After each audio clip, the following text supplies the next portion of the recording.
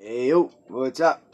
Alright, so just to warn you, I'm gonna get political on your asses for a second. Alright? So, I just want to make a point. Okay. It's a little on the edge of conspiracy, but truth and political. Alright, Bernie Sanders. I loved him. He was a great candidate. Probably the most honest out of all of them. This was a very detrimental race. This race was huge. The whole population of the U.S. the whole world was involved in this race. Now, the DNC, Hillary Clinton, scandaled Bernie out of a win for the nomination. Literally, lied and stole and cheated and stole our votes from us and took that from him. He took like a man, did the upstanding citizen type thing, which he shouldn't have. No one else would have. She wouldn't have. And it's over. But how come all of our votes got taken from us? And we just fucking sat back and did nothing about it. Do you think that in the 60s, if they literally stole our votes and we had proof of it and just put in who they wanted to lose to Donald Trump, do you think that people wouldn't be rioting in the streets? Of course, they would have been marching right on the fucking White House. And I understand we were, but something stops us. Something is not gathering the masses the way it should be.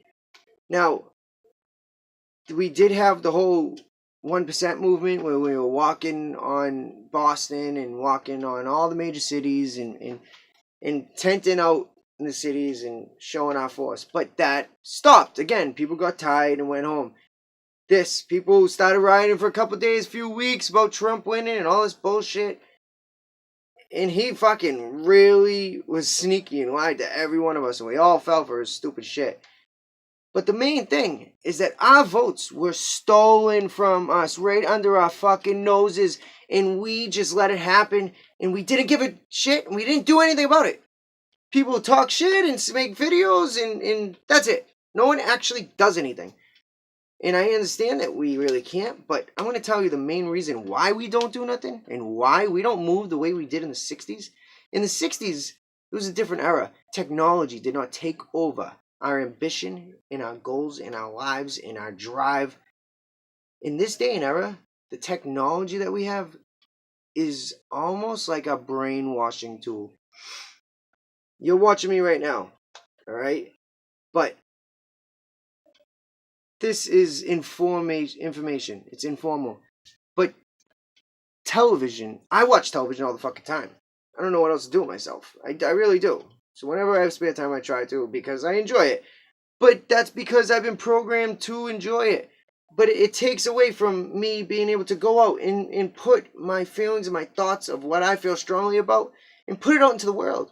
Because instead of putting it out into the world and changing things, or doing what I want, making my future better, all that time is now zoned into a fucking little box.